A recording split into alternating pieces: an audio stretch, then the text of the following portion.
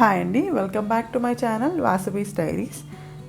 ఇవాళ వీడియోలో మనం రెస్టారెంట్ స్టైల్లో మనం చాలామందికి ఇష్టమై ఉంటుంది పన్నీర్ టిక్కా ఎలా చేసుకోవాలో చూద్దాం. ఇది మనం గ్రిల్ ప్యాన్ లేకపోయినా సరే చేసుకోవచ్చు. దానికోసం ఫస్ట్ ఇక్కడ 200 గ్రామ్స్ పన్నీర్ ఇలా పెద్ద పెద్ద క్యూబ్స్గా చేసుకున్నాను. అండ్ అలాగే ఆనియన్స్, క్యాప్సికమ్ కూడా మనం నీట్గా స్క్వేర్ క్యూబ్స్లా చేసుకుని పెట్టుకోవాలి. ఆనియన్స్లో పైన ఉన్న ఫస్ట్ 4 లేయర్స్ అయితే వాడుకుంటే బాగుంటుంది. దీన్ని ఫస్ట్ మనం మ్యారినేట్ చేసుకోవాలి. మ్యారినేషన్ కోసం ఫస్ట్ నేను ఇక్కడ 1/2 కప్ కర్డ్ తీసుకున్నాను. అండ్ అలాగే తర్వాత 1 స్పూన్ వరకు మిర్చి పొడి అంటే కారం వేసుకున్నాను.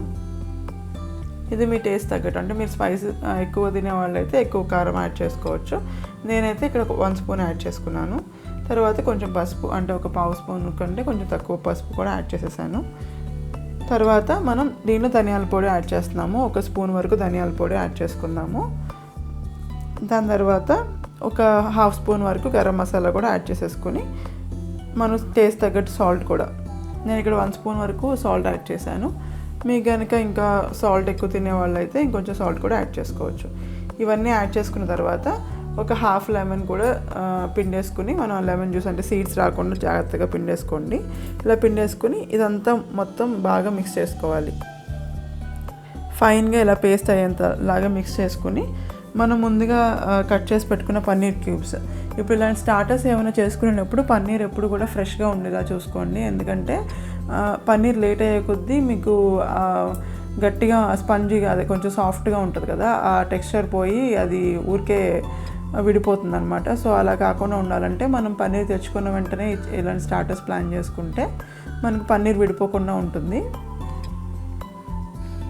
ఇలా మొత్తం పన్నీర్కి పట్టేలాగా స్పూన్తో కలుపుకున్న తర్వాత మనం ముందుగా కట్ చేసి పెట్టుకున్న వెజిటేబుల్స్ అంటే క్యాప్సికమ్ అండ్ అలాగే ఆనియన్స్ కూడా మనం ముందు పెట్టుకున్నాం కదా, వాటిని కూడా యాడ్ చేసుకుని అవంతా బైండ్ అయ్యేలాగా మనం, అంటే ఆ గ్రేవీ మొత్తం బైండ్ అయ్యేలాగా చేత్తో కలుపుకోవాలి.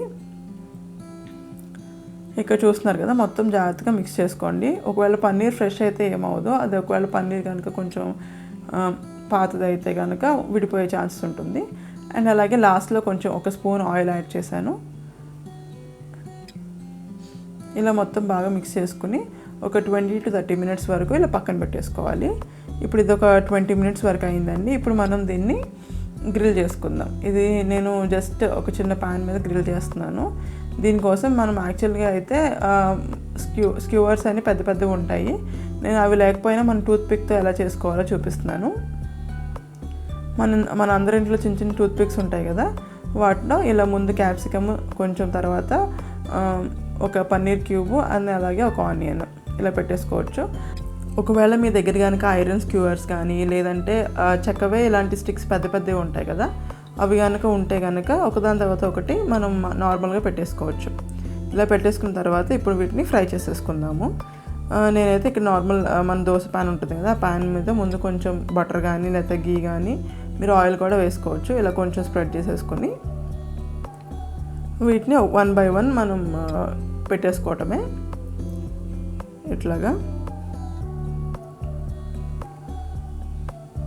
ఒకవేళ మీ దగ్గర కనుక గ్రిల్ ప్యాన్ ఉంటే కనుక గ్రిల్ ప్యాన్లో అయితే నీట్గా మనకి గ్రిల్ అయినట్టు మాస్క్ కనిపిస్తాయి. ఇదైనా సరే చాలా బాగుంటుంది. మనం ఎప్పుడైనా గ్రిల్ ప్యాన్ లేకపోయినా ఇలా చేసేసుకోవచ్చు. చూసారు కదా, ఇలా కొంచెం అంటే వెంటనే తిప్పితే అలా కింద అతుక్కుపోద్ది. అలా వెంటనే తిప్పకుండా కొంచెం సేపు ఫ్రై అయిన తర్వాత తిప్పితే మనకి నీట్గా అదే తిరుగుతుంది అనమాట. సో ఇలా అన్ని సైడ్స్ నీట్గా 4 సైడ్స్ తిప్పుకొని నీట్గా ఫ్రై చేసుకోవాలి.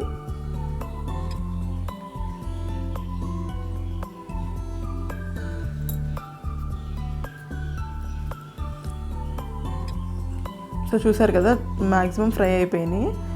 మొత్తం ఇలా అన్ని 4 సైడ్స్కి ఫ్రై అయిపోయిన తర్వాత మన స్నాక్ అనేది చాలా ఈజీగా రెడీ అయిపోతుంది. సో తప్పకుండా ట్రై చేయండి. ఇది మామూలుగా మనం చాలా కష్టం అనుకుంటాం, కానీ ఇది మనకి తప్పకుండా ఇట్లా ట్రై చేస్తే కనుక మీకు రెస్టారెంట్ స్టైల్లో టేస్ట్ కూడా చాలా బాగుంటుంది. సో చూసారు కదా, మొత్తం ఇలా సర్వ్ చేసేసుకోవటమే. నేను దీన్ని ఆనియన్స్లో కొంచెం లైట్గా ఉప్పు, కారం అండ్ అలాగే ఆనియన్ నిమ్మకాయ కూడా కొంచెం పిండి సర్వ్ చేశాను. చాలా టేస్టీగా ఉంది. సో తప్పకుండా ట్రై చేసి మీకు ఎలా కుదిరిందో నా కమెంట్ సెక్షన్లో చెప్పండి. అండ్ అలాగే please like, share and subscribe to my channel.